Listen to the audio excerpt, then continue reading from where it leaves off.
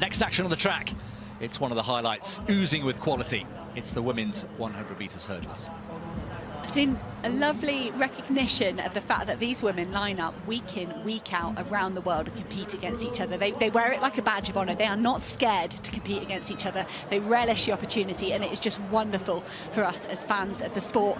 Another high-quality 9 athletes here in the Shanghai Diamond League. Alaysha Johnson, all waves from the Pan American bronze medalist from last year. Ditaji KAMBUNDJI, the European Championship bronze medalist in 2022, gives a small smile as well. 7th last week in Xiamen. Danielle Williams, double world champion, 8 years apart, 2015 and 2023. Williams is very candid. She says she's building momentum towards Paris and not to expect fireworks in the early part of her season.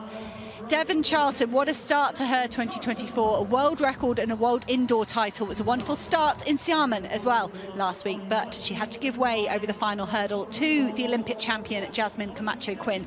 Puerto Rican takes lane 5 here.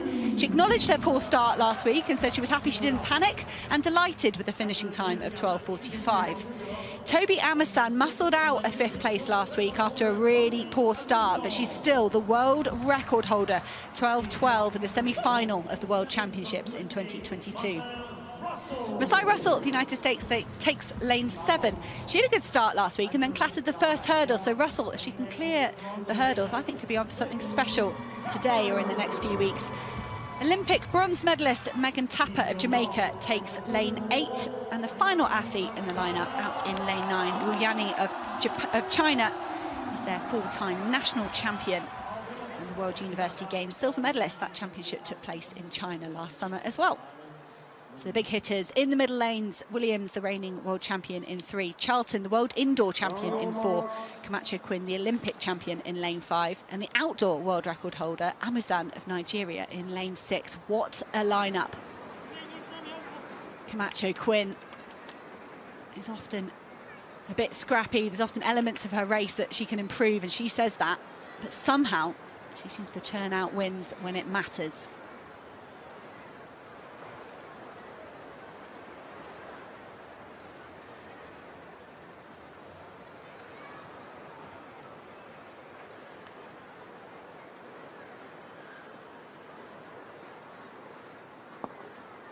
Was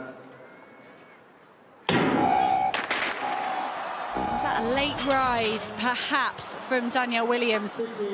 There's something there has caused the officials to restart that. Chris, did you see anything to the naked eye as the women make their way back to the blocks? My naked eye was trained on Jasmine CAMACHO-QUINN, not because I was expecting a false start or a faulty start. Is it Tobi Amusan, I wonder? I think it is. I think she maybe have a reason to feel a little bit nervous here.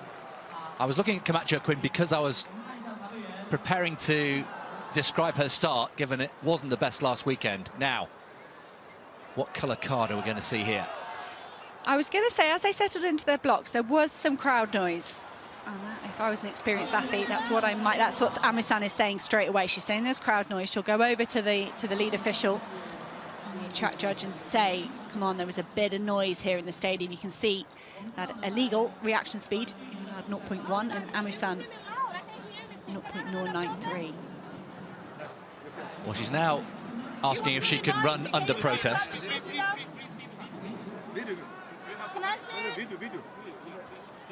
Amusan requesting to see the video, which would be similar to one we have shown you already here on the screen. And Amusan, with that poor start last week, she really would have been focusing on this. Here it is again. Amusan is out of picture left of CAMACHO-QUINN, so that's not really helping us, I'm afraid. And of course, it's not easy with communication. So Amusan demanding to see the replay. We've seen the reaction time is under the allowed 0.1 of a second, and she can run under protest, and looks as though she's going to do exactly that. A good experience there from Tobi Amusan, and she will be frustrated. And I, as I said, sort of just for me, when they settled into their blocks, it was still loud in the stadium. They've got a crowd in here today that are enjoying the action. So Amusan being shown the red card there again. I think we are going to see her run under protest, so I do think that the the result, we could assume the result might not quite stand. But for Amusan, it's still important in her context of the season to run this race and know what she's capable of. We'll have to let the officials sort that out after the event. This is a new system, really, where you let the athletes run under protest just to keep the programme moving. We don't want the women out there waiting too long as things are debated, but Amusan will try and calm her nerves, as will the other women. They'll be so experienced with this. Look at the focus there from Charlton, just giving absolutely nothing away. CAMACHO-QUINN as well, they all just, they're pretty nonplussed. Inside, they will be taking a moment to refocus. All 9 women are going to start again. JOHNSON in 1, KAMBUNDJI in 2, WILLIAMS in 3, CHARLTON in 4, CAMACHO-QUINN in 5. Amusan running under protest in lane 6, RUSSELL in 7, TAPA in 8, and WU in lane 9. The start so crucial in the high hurdles. Who can win the race to the first hurdle? Charlton won that last week.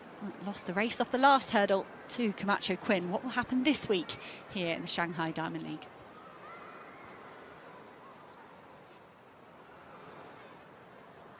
JOHNSON, I think, referencing the crowd noise here. You saw her in lane 1 just raise her hand. We see this quite often. We've got a crowd in who are, let's say, very enthusiastic, and without being critical, when you get enthusiasm, sometimes you don't understand or get people who have the knowledge and the experience of the protocols. You want them to make a lot of noise, but you don't want them to make that noise at the wrong time. Exactly, and it can be something as innocuous as a field being led out. You know, if we look at the rest of the, we've got an 800 metres coming out. Some of those men will be milling down towards their start line. Someone might have seen someone they're excited by, or there might be something going on in the field. And you just need that awareness in the arena that, hang on a minute, there's athletes going to their blocks. You need to be absolutely silent.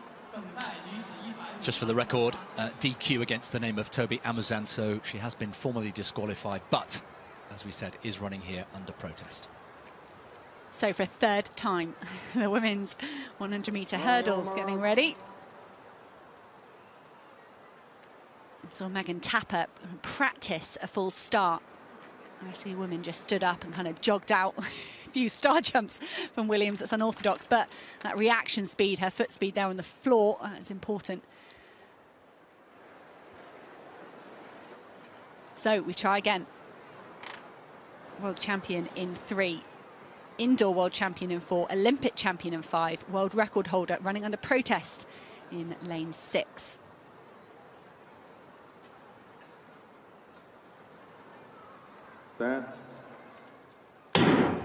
And they're away this time. Good start from Devynne Charlton again. Can she keep this going this week? Devynne Charlton, the world record holder indoors, the world indoor champion, coming under pressure again for CAMACHO-QUINN. And Tobi Amusan running well in lane 6. Remember, Amusan running under protest. There was a red flag up on her starting block. She, I think, passes through the finish line just first in 12.60, so not the lightning quick 12.45 we saw last week, but understandable with the disruptions there. So Amusan will know she's capable of bettering the field, but the end result, I think, will hand the win to Jasmine CAMACHO-QUINN. Well, that is tight, isn't it? That is really tight from Amusan. There was some real emotion in that run from the world record holder. CAMACHO-QUINN in a photo finish with Amusan. We're waiting for confirmation of the result to come through. Of course, Amusan's time will not count, so CAMACHO-QUINN has done it again. Amusan, we know, is quite a forceful character. She's had 1 or 2 things to deal with suspension last year, which she came back, and you can hear CAMACHO-QUINN saying, that's close, that was close. We know it was. Charlton nearly did it. And Charlton, I think, will be bitterly disappointed to have the fast start and then have all the pressure on you. Just a note on Devynne Charlton, her mum is part of the local organising committee for the World Relays that take place. It's coming up in the next couple of weeks. CAMACHO-QUINN being given the flowers. I haven't had a result up on the big screen yet.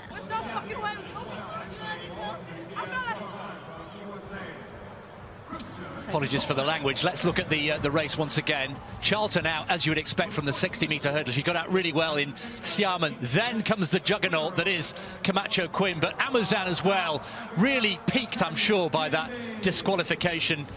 so much noise. These three well clear. Daniel Williams just on the far side, still with some work to do.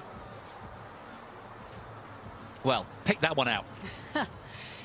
I think with Camacho-Quinn, for me, she's so strong over those final few hurdles, and she's gaining confidence in that as a tactic. I think we've seen some races in the last couple of years when she's stressed and that doesn't come out, whereas now she knows, she holds her composure and she keeps her head in the game. There's very few women that can live with her over those final two hurdles. I agree.